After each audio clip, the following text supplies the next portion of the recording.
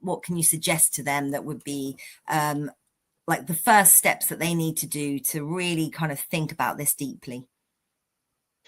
Well, I think it got mentioned a couple of times already, but I think more than anything, initially do your research, look around and shop around. Lindsay mentioned that. I mean, anybody that we're speaking to at any stage of their journey with us, it's always about timing. But we very openly say to people very early on, please do shop around and do your comparisons, because Lindsay's right. Everybody looks for different things in a franchise, and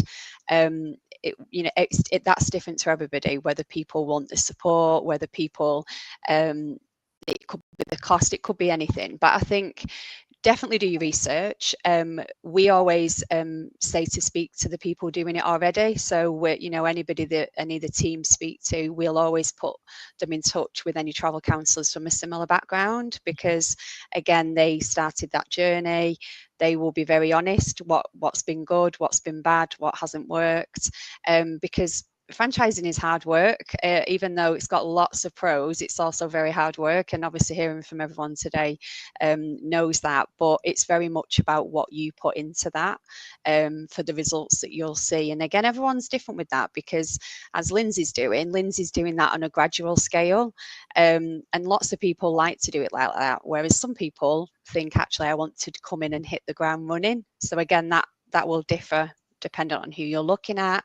So definitely do the research, definitely speak to people who are already doing it through that model. Go to any events that you can. Again, we do lots of webinars as a business. We do face-to-face events at our office, and they're really informal. It's come in, have a feel for what everything is, have a look at the systems, find out more about the training, and more than anything, take your time with it. Again, we always say to people, this isn't about us saying, come in and let's get you started. We've had people in the mix to join. I think our record is 12 years, believe it or not, where we've had regular contact with that person. That person could have gone off and had children.